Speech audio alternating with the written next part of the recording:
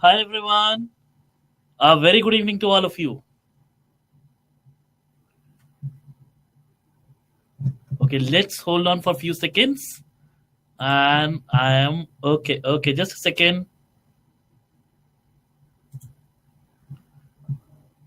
Okay. Okay. Hi Nivasini. Hi Kenneth. Hello Athira. I am pretty good, Athira. Absolutely fine.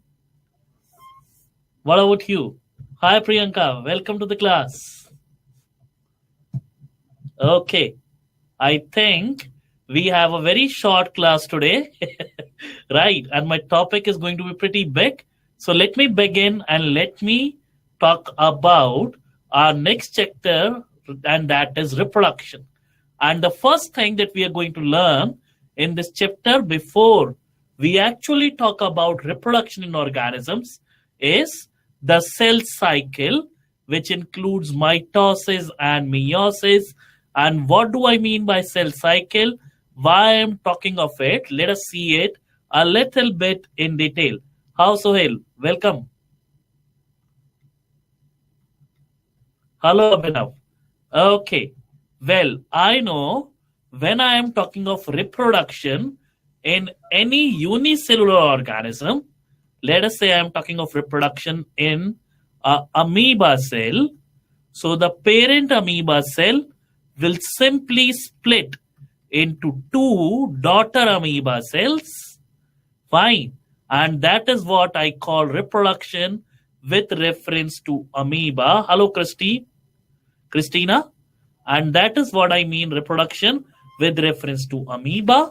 And each of this amoeba cell will in turn grow in size, gain nutrients, will do a lot of stuff, and will become an adult or a parent itself. And then, after growing in size, after becoming a big amoeba cell itself, it will again undergo this round of division and it will multiply itself. So that is how it propagates itself, or that is how it reproduces. Fine. So it seems cell division is very essential for reproduction in case of unicellular organism. Even in case of a multicellular organism, cell division plays a major role. How and why and where, we'll see it in detail in the upcoming section. Fine. So basically the process by which, good evening Mohammed. So, okay, yes Mohammed, let's begin. Right. All right. Both of you, please concentrate here. So the process by which generally a amoeba cell divides, we call that as binary fission. And binary fission is a kind of cell division, right? And it is a kind of cell division called as amitosis, right? But now, if I am talking of a human cell, so what will happen in case of a human cell or other eukaryotic cell? I have a single cell here. It has a nucleus, and inside the nucleus, I have a lot of thread-like material, and this thread-like jumbled up material is often termed as chromatin fiber. And this chromatin fiber inside my nucleus of a single cell is actually, if I see it with the microscope or if I magnify it quite a good number of times, I will see it is made up of a double-stranded molecule which is called as DNA. So it is made up of DNA molecule which has associated with some protein molecules. Fine. So this is my chromatin fiber. So a single thread of chromatin fiber inside the nucleus is nothing but a DNA molecule associated with some protein molecules. Fine. So that is my chromatin fiber. Yes, deoxyribonucleic acid, Sohail. Absolutely correct. and certain portions of this DNA molecule codes for certain features of my body. Like in case of human beings, some features of this DNA molecule will code. Christina, relog in once. Guys, tell her to relog in. Okay, all right. You have refreshed many times. Okay, it's my turn to refresh. So just a second, hold on.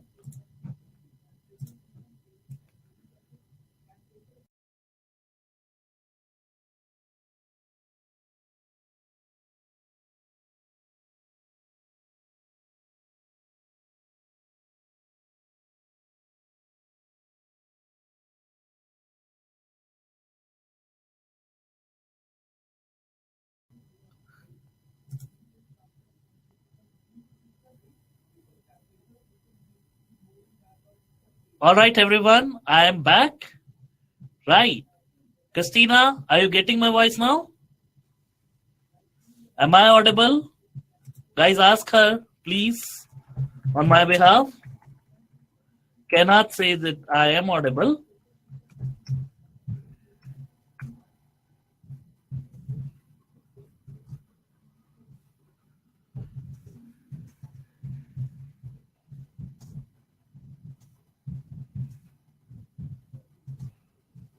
Okay, let's move ahead. And no, well, I don't know what's the issue then. Just check in your internet. Are you logged in through Chrome? Are you using Chrome, the latest version of the browser? Okay, just refresh again. Okay. So we are talking of here my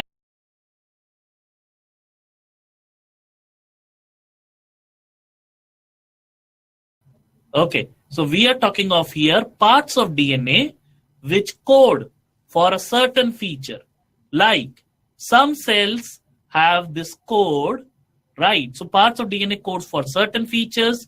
Like in my case, the parts of my DNA is coding for my blood group, for my skin color, for my hair color, for the color of the iris of my eye, for the shape of my nose, for the shape of my ears, right? So there are many things that this DNA codes for, or a part of this DNA codes for, and those sections of the DNA or those parts of the DNA which code for any feature of your body are termed as genes, right? So that means every cell has got a lot of DNA inside it, and certain parts of the DNA codes for various things, right? Like whether that cell will be a nerve cell, whether that cell will be a muscle cell, a hard muscle cell, or a smooth muscle cell, or a cell of skin, what kind of a cell it will be, how long will it live, right? What will be its special features, when it will die, everything is decided by certain parts of its DNA sequence termed as genes. Fine. So if this cell of a human being has to undergo replication, so it will divide. And when it will divide, it has to ensure that all the genes which are there in the parent cell are passed on to the daughter cells also, because the daughter cells should look and should behave just like the parent cells. Fine. So each of the daughter cell should get a copy of the same DNA. So therefore, DNA needs to be replicated and needs to be passed on to the two daughter cells in an orderly manner. That means both the daughter cells should get one copy of each DNA segment, right? And in the same amount. Fine.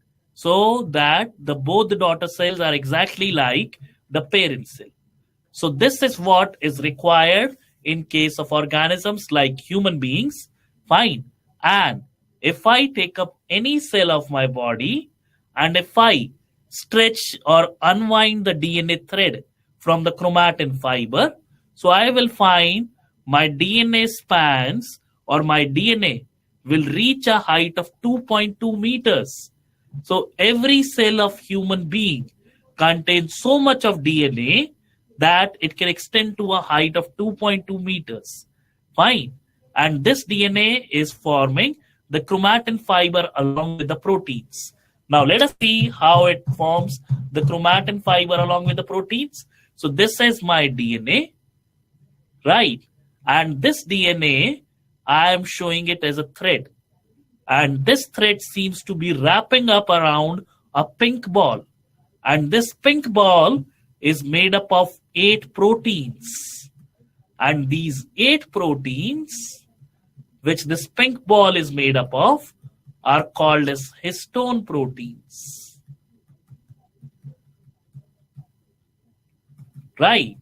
And this ball, after around which this histone proteins, right? So it is a octet.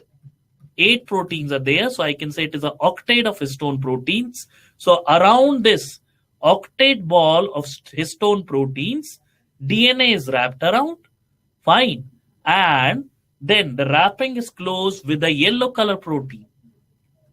And this yellow color protein is also a histone protein. Fine.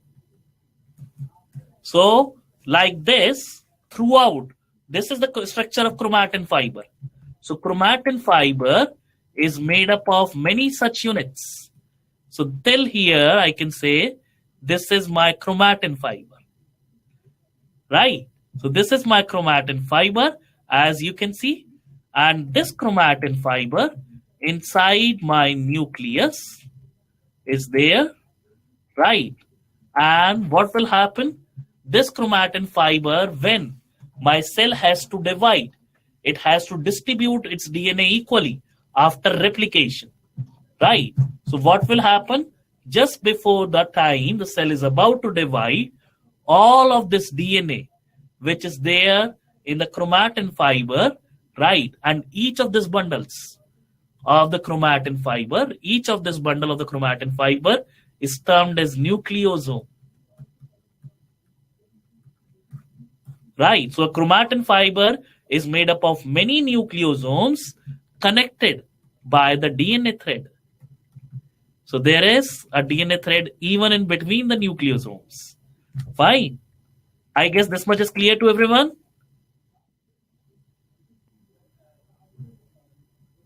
What do we... Okay. All right. All right. So let's proceed forward. And now these nucleosomes are arranged together, they are bundled together to form a coil, right? And they will form a thread which is 30 nanometers wide.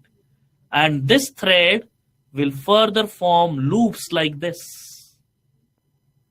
So the coiled thread of nucleosomes of chromatin will further form loops. And each of these loops is 300 nanometers wide. Fine. And this loops will further coil up along with many proteins, non-histone proteins. It will coil up to form a 700 nanometers wide fiber, right? And this 700 nanometer wide fiber will further coil up to form the structures which are called as chromosomes. Fine. So my chromosomes are formed from DNA, which is wrapped over and over again with many proteins. Fine. So therefore, my chromosome can be called as a nucleoprotein complex. The word nucleo means nucleic acid. The word protein, since it contains protein, so it is nucleoprotein complex. Fine. So the whole of DNA inside every human cell will get folded up, will get coiled up, and will arrange itself before the cell divides in the form of 46 chromosomes. Fine. So inside every of your cell, or inside each of your cell, all the chromatin fiber will form 46 chromosomes before that cell undergoes division. Fine. So I guess that much is clear. Now, what will happen? This cell, parent cell, will divide in such a manner that the two daughter cells also get the same amount of DNA equivalent to 46 chromosomes. So the two daughter cells will also get the same amount of DNA equivalent to 46 chromosomes. So 46 chromosomes are 23 into 2. Fine. Or you can say 2 into 23. Right. So there are 23 pairs of chromosomes or 2n pair of chromosomes, and the same number of chromosomes are passed on to the two daughter cells. Fine. So this kind of a cell division which occurs in the human cells or in the cells of eukaryotic organisms, where the same number of chromosomes are passed on from a parent cell to a daughter cell, is a kind of cell division called as mitosis. Fine. And in case of amoeba, it was amitosis. Right. Okay. So I guess this much is clear. And now I will talk a bit more with respect to this. And I'm going to talk about, okay, let's move on to the next slide, which talks of cell cycle. So what is cell cycle? Let me just talk about. So let us say I have a cell, and this cell says I will not divide at all. So the cell has basically is alive. All the chemical reactions are going on normally in the cell. It is doing its normal function, but it has said no to replication. So when a cell has decided that it will not undergo replication, the cell is said to be in G0 phase. Fine. Or you can say the cell is in a quiescent phase. It is quiet. It has decided that it will not undergo replication. Some of our body cells never replicate, and some of our body cells may come out of this G0 phase and may say, okay, now I am ready to undergo replication, or I am ready to divide myself and produce more like myself. Fine. So when the cell has decided that it is ready to divide, I will say my cell has entered into the cell cycle. And what is the cell cycle? First comes the preparatory phase. So once the cell enters into the cell cycle, the cell will prepare itself for the upcoming division, right? And after that, it will undergo the actual division. And the division is termed as the M phase, right? And after M phase, there are two daughter cells, and these daughter cells may grow up in size, and they may again enter into the cell cycle, right? That means they may enter into the preparatory phase and may again undergo division. So there are some cells in our body which are continuously in the cell cycle always. They never go in the quiescent phase. Some cells are there which are going in the quiescent phase and are never returning back. They never say we will replicate again, like my nerve cells. Fine.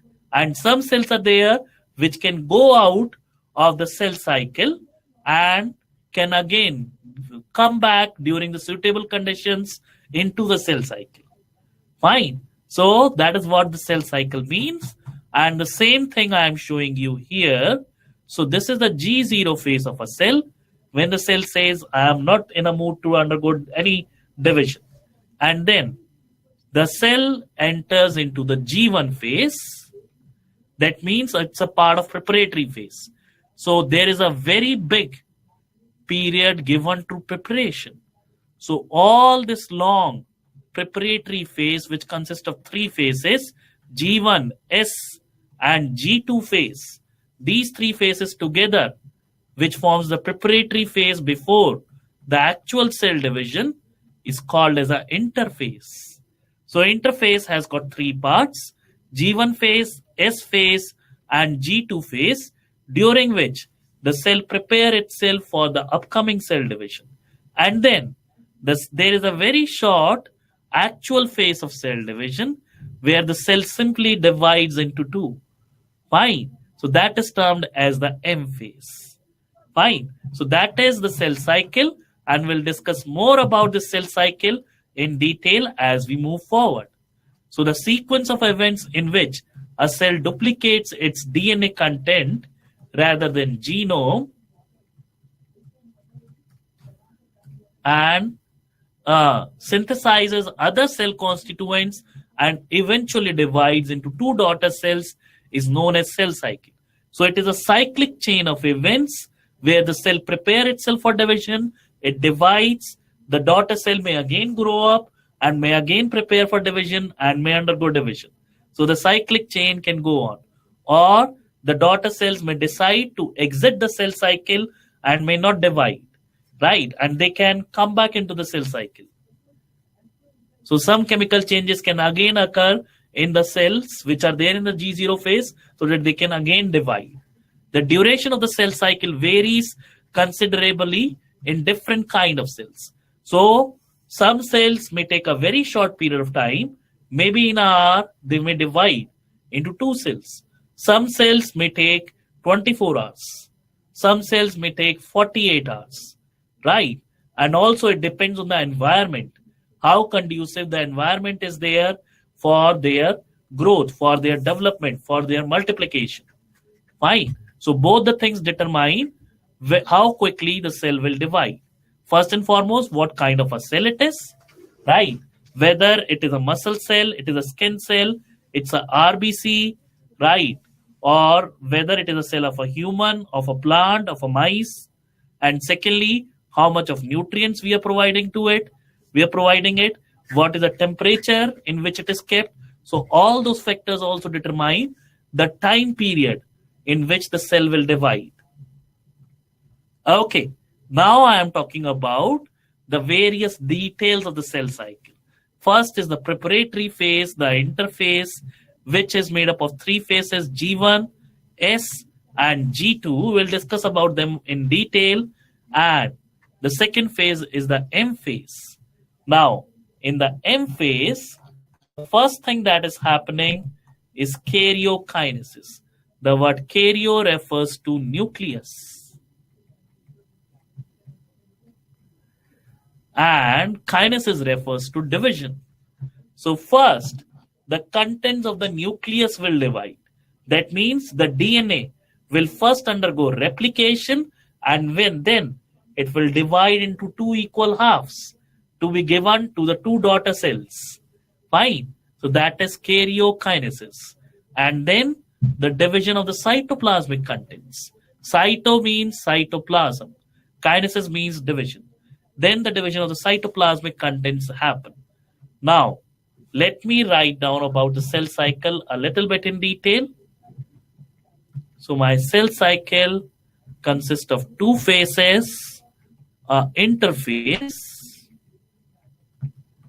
and the actual phase of cell division, that is the M phase. Now the M phase consists of two phases again. First, the division of the nuclear content, that is karyokinesis. Then comes the division of the cytoplasmic content, that is the cytokinesis. Right? And my karyokinesis is of two types. It can be mitosis or meiosis. Mitosis has got four phases: prophase, metaphase. I have got the third phase here as anaphase. Then telophase, and then cytokinesis. And meiosis has got two subphases again. meiosis 1, meiosis 2. And meiosis 1 has got many subphases. One is prophase 1. Prophase 1 is further divided into many phases. Leptotene, zygotene, we have got pachytene, diplotene, and dikinesis.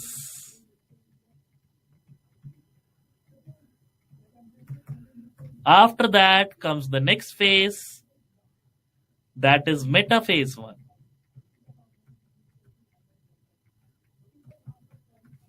Then I will have anaphase 1 and telophase 1.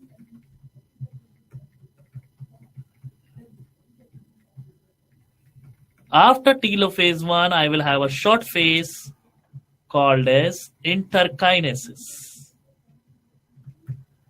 After interkinesis, my cell will enter into meiosis 2.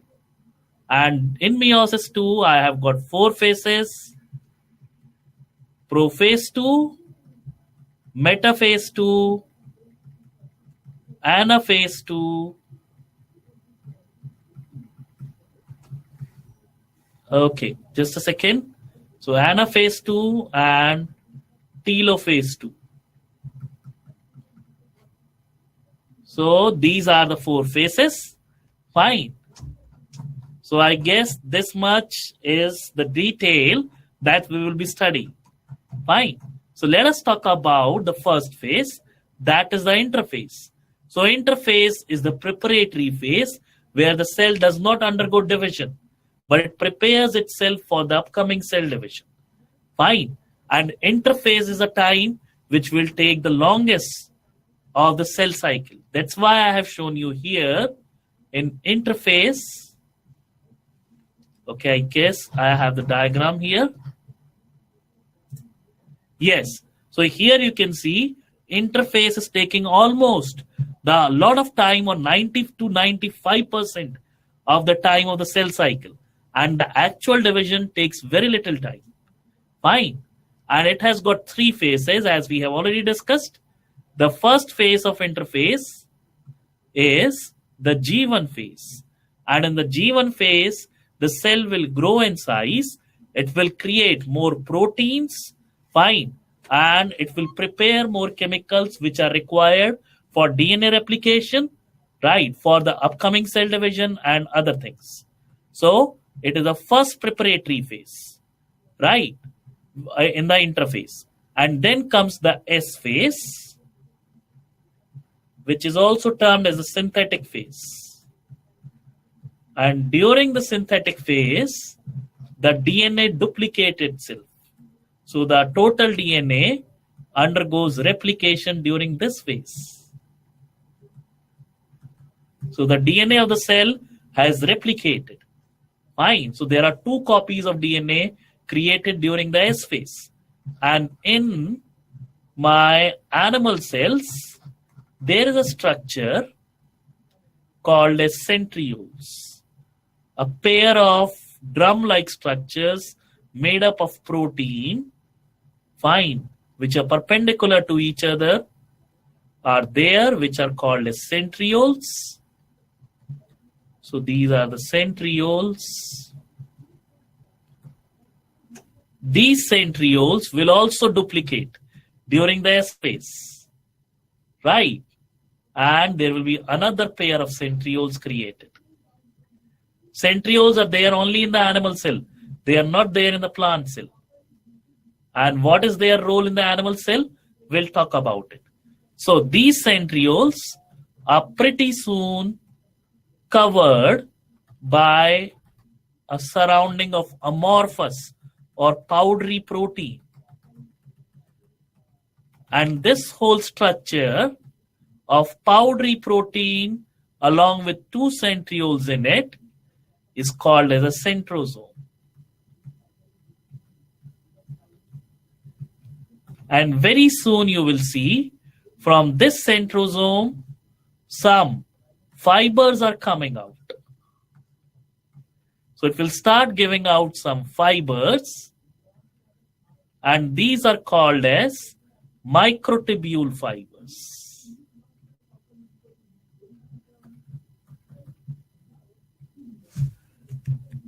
Microtubule fibers, and these fibers are made up of a protein called as tubulin. Fine. And these fibers will extend forward and they will be called as spindle fiber.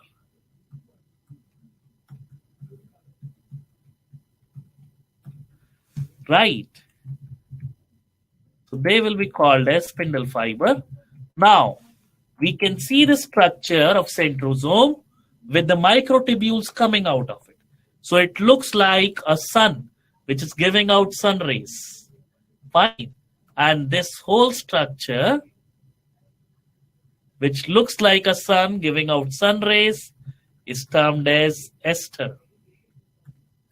So this is termed as ester. Okay. So one thing is happening during the S phase, DNA replication.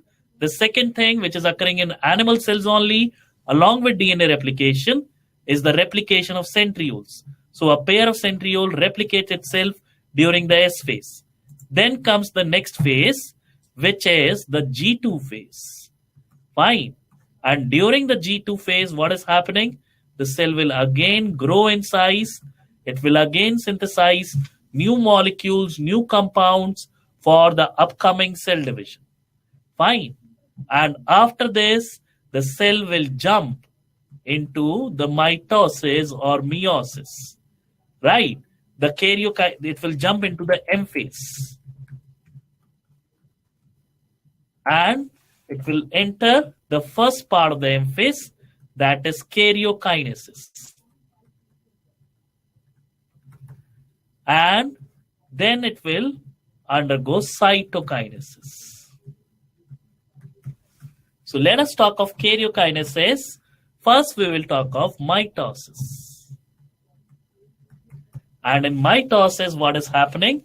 We will have the first phase, the prophase. So during prophase, you will see something very interesting. So G0 phase we have discussed. And we are going to discuss mitosis, right? Or in fact, we will say this as M phase, not mitosis. So M phase can be either mitosis. No, M phase will have two phases, karyokinesis and cytokinesis. Karyokinesis can be mitotic or meiotic. That means either mitosis or meiosis. Okay. So I am talking of two types of karyokinesis. Mitosis is also termed as equational division. Why equational? Because in mitosis, I will start with 46 chromosomes and my two daughter cells will also have the 46 chromosomes. Fine. So in every animal, whatever the number of chromosomes is there in their cell, the same number of chromosomes are present in the two daughter cells. So it is called as equational division. And in meiosis, the number of chromosomes is reduced to half in the daughter cells. So therefore, it is called as reductional division. Fine. So we have two types of karyokinesis. And guys, are you all there with me? Nivasni, Kainat, Abhinav, Priyanka.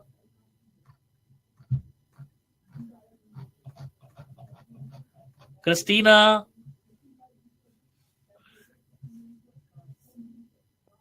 Okay. So let us talk of mitosis and its first phase, that is prophase.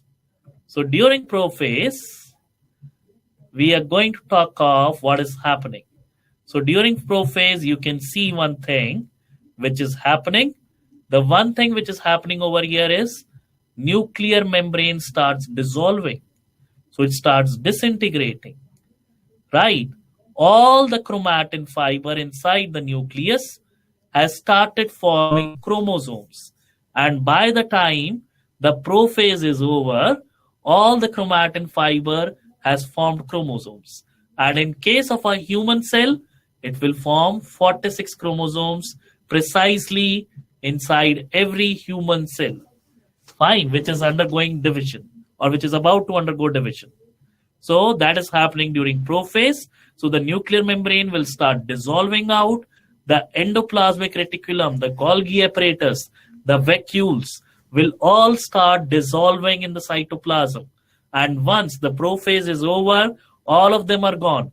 The nuclear membrane is gone, endoplasmic reticulum is gone, Golgi apparatus is gone, vacuoles are gone, vanished in the cytoplasm. Fine. And you can see the two esters have started moving away from each other in the cell. Fine. So the two esters are formed during the S phase from one ester, and they have started moving apart. Fine. And in between them, the fibers, the microtubule fibers, have started forming the spindle fiber. So spindle fiber is being formed between them. Fine. So that is what is happening. So it is usually the longest and the most complex phase of mitosis. Right. And in this phase, nuclear membrane disappears. Even the nucleolus, a dark color structure inside the nucleolus, inside the nucleus, also disappears, which is nucleolus. Chromatin fiber starts condensing and form chromosomes. Right. Chromosomes are seen to be composed of two chromatids attached together at a centromere. The centriole starts moving towards opposite poles. So every chromosome looks like this.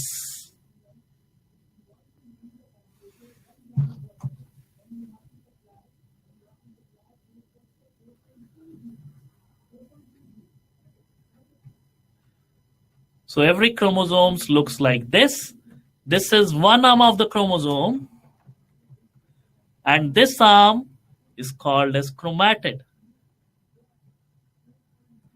This is the second arm of the chromosome.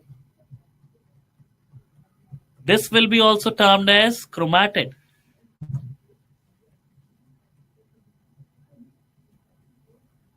And since both the chromatids belong to the same chromosome, so they will be together termed as sister chromatids.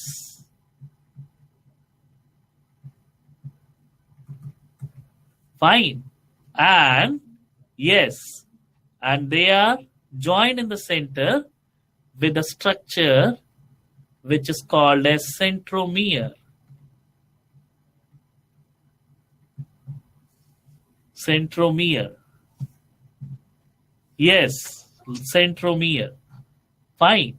So I will have inside my cell, before the cell divides, one pair of chromosomes, second pair of chromosomes, third pair of chromosome, and up to like this, my 23rd pair of chromosome. Right, and my 23rd pair of chromosome, in my case, will be a X chromosome and a Y chromosome because I am a male. Fine. And out of these many chromosomes, one set of 23 has come into my cell from my mother. And the other 23 chromosomes, which exactly, so the first chromosome looks like the other first chromosome exactly. The other one has come from my father. Fine. So that is another interesting thing. So how each of our body cells have gained some chromosomes from our mother, some from our father, we'll discuss it. Fine. So I will have 23 pairs of chromosomes inside my every body. So this is a prophase. I think prophase is clear to everyone. I can move forward. Guys, come on, respond. Make it quick. Okay, thank you. So the next stage is metaphase. And that is the best stage for studying chromosomes. How do they look like? What is their structure? And all. That is metaphase. So during metaphase, if I take a microscope and I see a cell in metaphase, so I will see the nuclear membrane is gone. all the chromosomes are aligned up at the center of the cell. Fine. So all the 46 chromosomes of human being will be here at the center of the cell. And this center of the cell is also called as a metaphase plate or the equator of the cell. So therefore the equatorial plane. It is in the center, just like the equator of the earth. Fine. So therefore all the chromosomes are lined up in the equatorial plane. So here during the metaphase, you will find complete disintegration or dissolution of nuclear envelope. Right. Once that is completely gone, your metaphase starts and chromosome starts coming at the center of the cell. And chromosomes are completely condensed now. They are nicely formed and they can be observed through the microscope. Each chromatid is connected through the spindle fiber by its kinetochore. It is the best phase for chromosome study. So I will explain the second last point in detail. So I am just showing one chromosome and the same thing will happen to all the 46 chromosomes in case of human being. So this is one chromosome with chromatid number 1, chromatid number 2. Both are sister chromatids, and I will have one ester here, one ester here. From this ester, many spindle fibers of microtubule made up of tubulin are going out. And from this ester also the same thing is happening. And one of the microtubule spindle fiber made up of tubulin will join a hook protein on this side of the chromosome, and there is a hook protein on this side of the chromosome also. And this protein structure is called as kinetochore. So on both the sides, these hooks are there on either side of the centromere, and to this the spindle fiber will attach from the two esters, one spindle fiber. Fine. And then this spindle fiber will start pulling the chromosome towards itself, and the other spindle fiber will start pulling the chromosome towards itself. And due to this pulling on both the sides, the centromere, the center structure, will break in the middle. So the centromere, which is the central pink color structure, shown with the pink color here, will break in the middle. And when it will break in the middle, what will happen? Let us see. The chromosome will break into two. Half the centromere is here. Half of the centromere is here.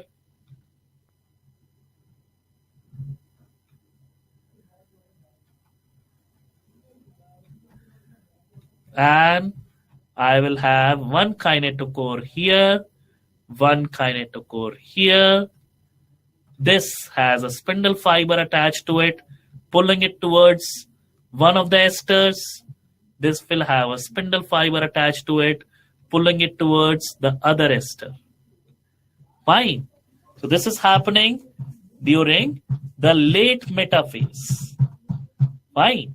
So during the metaphase, all the chromosomes will arrange themselves in the center of the cell, and the spindle fiber will attach to the kinetochore on both the sides of the centromere of each chromosome. So all the 46 chromosomes will split at the end of the metaphase due to the pulling from both the sides. And what will happen due to this? This will happen. Oh my God. So the chromatids have moved out. They are separating from each other. They are moving in different directions. They are moving in different direction, and they are being pulled through their centromere, half of the centromere. That's why they are forming the V-shaped structure. So this is the anaphase. During the anaphase, the broken centromere, through that, the chromatids are being pulled towards the two separated. So it is a short and simple phase. Centromere splits and chromatid gets separated.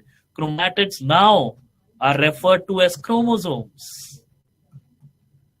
So now it is referred to as chromosome again. Right? Of future daughter nuclei, and starts moving towards the opposite sides of the cell or opposite poles of the cell. Fine.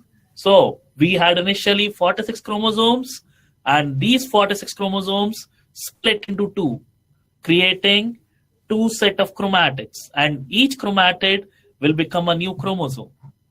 Fine. So initially I can say before the phase, the chromosome would have looked like this. And after the S phase, it got the second chromatid. Fine. So before the S phase, if you would have made the chromosome from the DNA, it would have contained only one chromatid.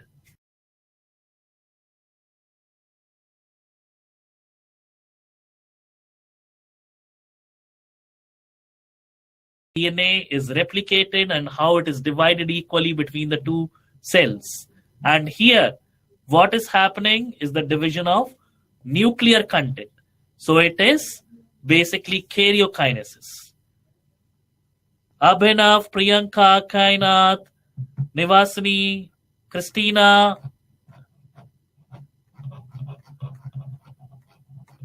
Okay, thank you. My God, you guys are too silent. So that is what is happening during anaphase.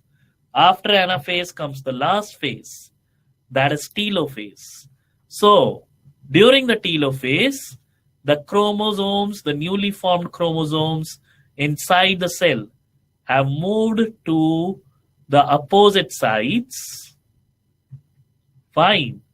And by the time the telophase ends, the chromosomes are again enveloped by a newly formed nuclear membrane.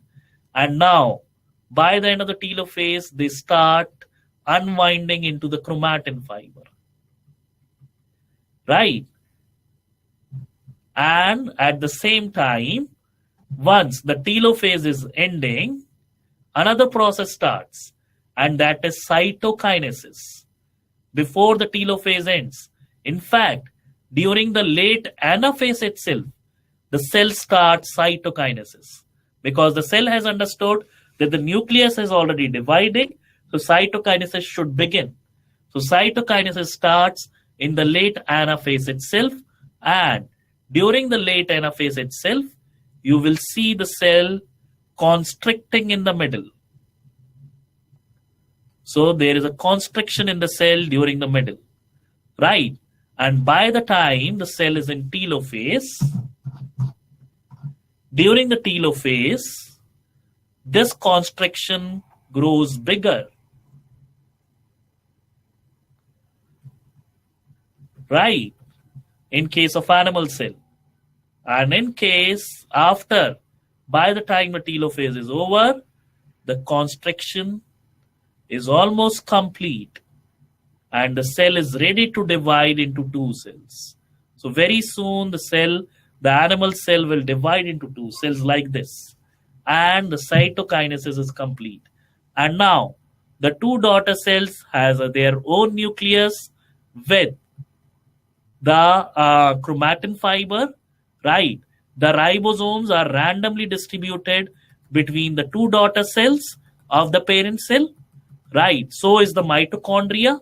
Mitochondria also undergo replication. Meanwhile, the cell is dividing. Why? Meanwhile, the cell is undergoing karyokinesis. The mitochondria also undergo replication by a process similar to amitosis, which we will not discuss here, how mitochondria replicate. So mitochondria will replicate. The cytoplasm will roughly equally divide, right? The mitochondria will roughly equally divide, right, in both the sides of the cell, and so are the ribosomes. Fine. Rest of the things will slowly start appearing up. Like Golgi complex, endoplasmic reticulum will start forming up just like the nuclear membrane. And the telophase and cytokinesis is over and the cell division is done. Fine.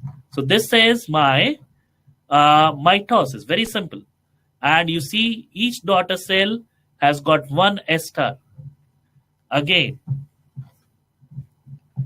So with this, the telophase is over. Okay. What is synctium? There is a term called a synctium. A synctium means sometimes your cell may form two nucleuses after cell division, but its cytoplasm may not divide at all. So then you will get a single cell with two nucleuses. So this is called a synctium. So synctium is a stage where the cell completes its karyokinesis, but cytokinesis does not occur. So a cell ends up having two nucleuses. Fine. That is synctium. Okay. So what is process of division of a cell into daughter cells? Cell organelles like mitochondria and plastids get distributed in the two cells. If karyokinesis is not followed by cytokinesis, it results in the formation of synctium. It is different. The process of cytokinesis is different in animal and plant cells because of the presence of cell wall in plant cells. So in plant cells, what will happen? Let me tell you. So a cell wall is there, which cannot be constructed in. Fine. And you have inside this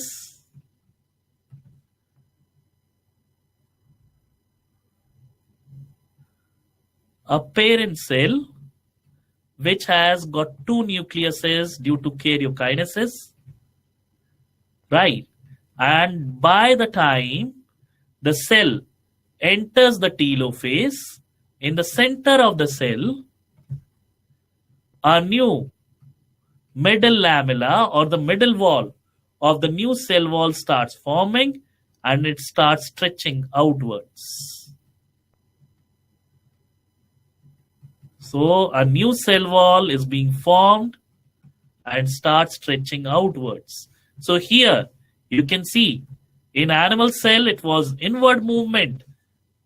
It was being constricted in the center so that the two cells are pinched off.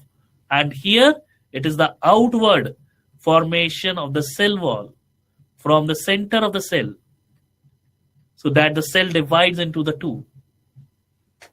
Fine. So that is how in plant cells cytokinesis occurs and it starts again in the late anaphase itself. So cytokinesis in animal cell is very clear and in plant cells we can see. So the nucleuses are formed, right, and the middle cell wall is being formed. So that is how cytokinesis occurs in case of plant cells. And after this, the significance of mitosis. So it is a method of reproduction for unicellular organisms. Fine. And in multicellular organisms like me, it is a method of growth. How my cell numbers are increasing as I am growing elder, or as I am coming out of my childhood to my adulthood, due to the increase in number of cells. And that increase in number of cells is occurring by mitosis. How my wounds are being healed? By mitosis. So if I am losing some cells due to a cut here, new skin cells or new cells will come up here. And they will come up due to mitosis. Fine. So due to mitosis, I will get new cells here. Okay. The older cells will start dividing and we will have more cells here. So healing of wound, repair, regeneration, growth, all occurs due to mitosis in case of multicellular organisms. Fine. So I guess the significance of mitosis is very much clear to us, and we can shortly talk about meiosis. Okay. Guys, are you all there with me? Or everyone is gone?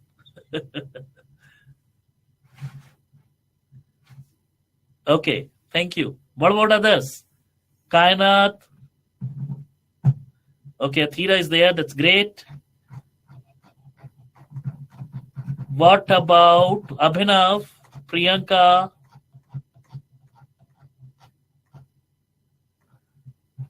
Okay, let's move ahead quickly.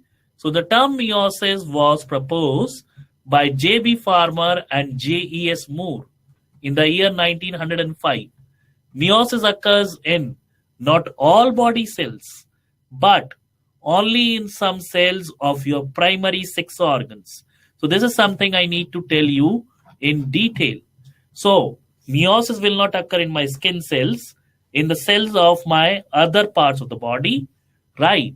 But meiosis will occur in my primary sex organs only, which are also termed as gonads. And the primary sex organs of human males are termed as testes, and of human females as ovary. Right? And in the testes, there are some cells called as germ cells. And so is it in the ovary. In the ovary also, there are some cells called as germ cells. And these are the only cells in our bodies which are capable of undergoing karyokinesis by meiosis. And when a germ cell will undergo meiosis, in simple, this thing will happen. First, it will divide by meiosis 1 to form two daughter cells, which are having 23 chromosomes each, half the number of chromosomes compared to the parent cell in meiosis 1. And then each of these daughter cells will undergo meiosis 2 in male and females both, and will form two daughter cells again with 23 chromosomes each. So this is meiosis in short. And why it occurs only in germ cells, what is its function, why is it necessary, we'll talk about it in detail. And these cells which are formed are called as gametes. And male gametes are called as sperm.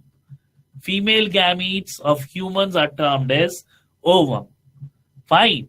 And if I fuse the two gametes, I will get a zygote cell with 46 chromosomes, which will give rise to a new baby.